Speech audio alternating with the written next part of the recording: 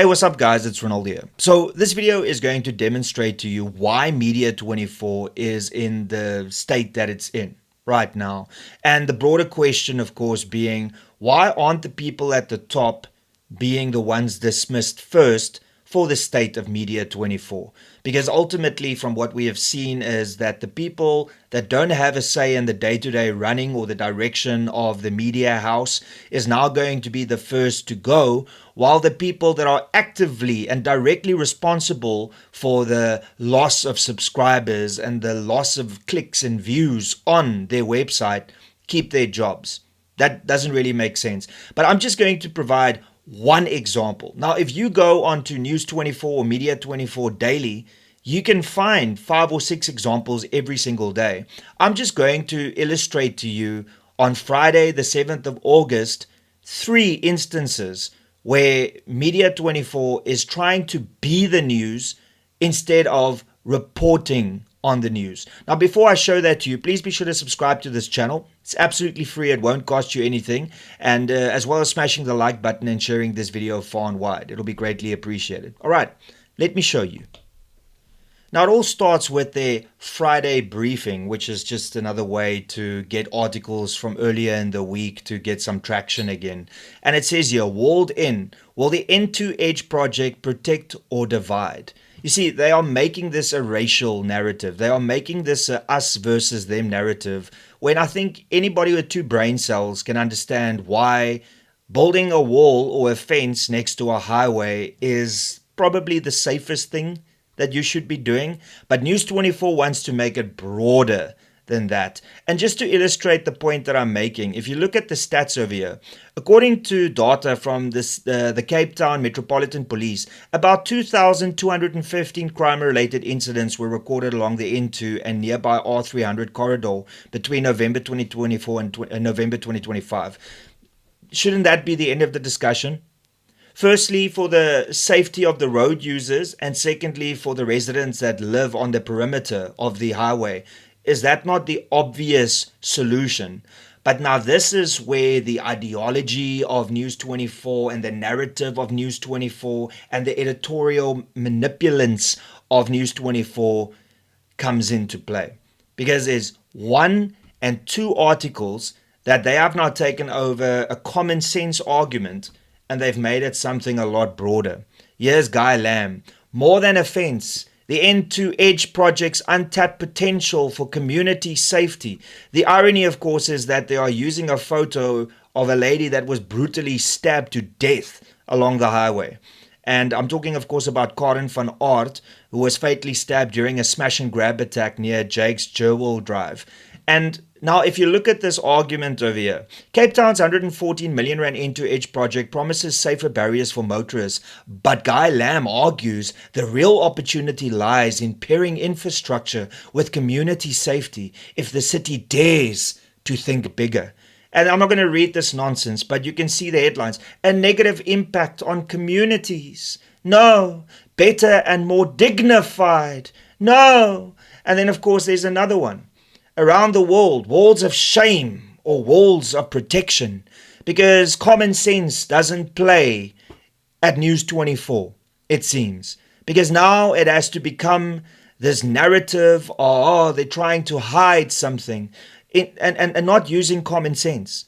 I mean, walls on highways are not unusual. What is unusual about the city of Cape Town's proposed N2 wall is its purpose. How can Mohammed Hussein know what the purpose is?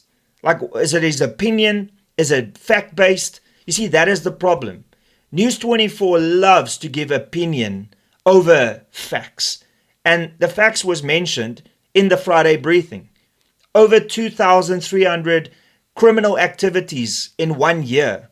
And now Mohammed Hussein and the other individual, Guy Lamb, has to make this such a broader issue that it is not even about. I'm not going to read this nonsense too, but the headline, civic and beautification functions. Cruel and meaningless. The real wall of shame. You see, it's just like always these woke leftist narratives that are driving people away from News24. Now let's focus on this end to war. We've got evidence that show that it is a way for people to commit criminal activity, and the evidence is there.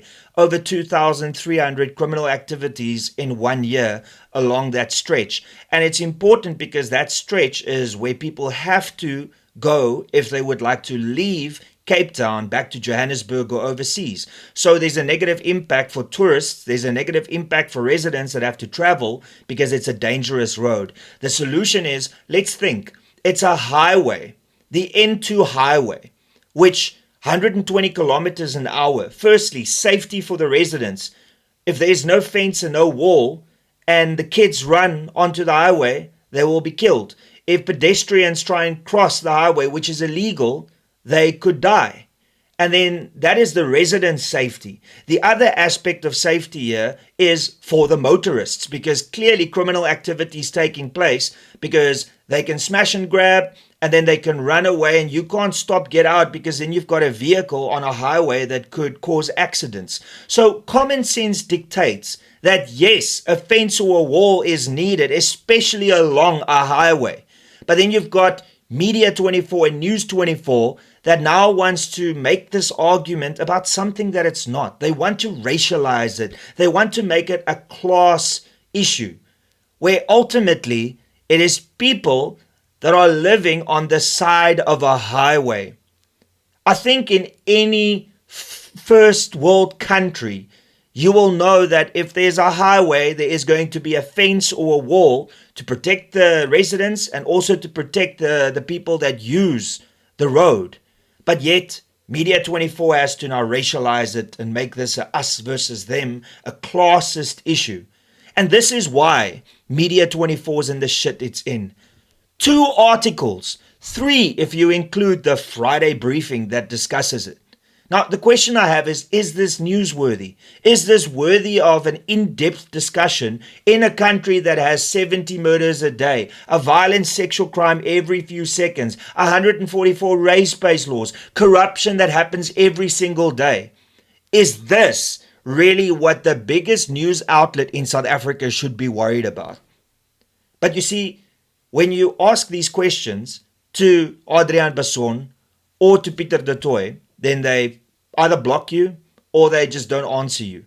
And yet they wonder why Media24 is in the shit it's in, where they have to now retrench over 120 people, potentially a lot more than that if you have to believe Solidariteit with their latest statement that this goes far deeper than just 10% of the company, Media24. To put it bluntly, the reason that Media24 and News24 is going down the drain is because of this woke leftist ideology. Anybody with common sense will tell you that if you live next to a highway and there's no wall, perhaps a wall or a fence should be built because it needs to protect the people that use the highway and it needs to protect the residents.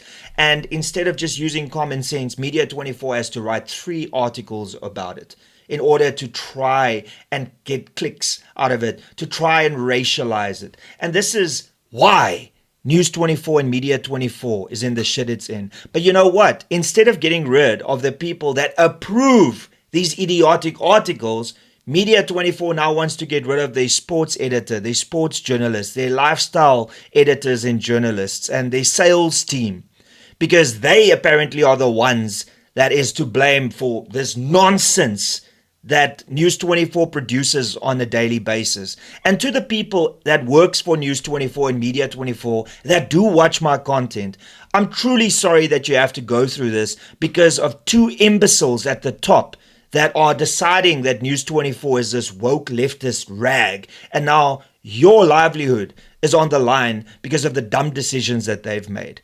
And that's pretty much all I got to say. Thank you so much for tuning in. Smash that like button, share this video far and wide. Don't forget to subscribe. It's absolutely free. It won't cost you anything. However, if you'd like to contribute financially, you can do so by clicking the $ below and choosing an amount. Or you can become a member of this channel by clicking the join button below. And that's all I've got to say, everybody. Till later, cheers and peace out.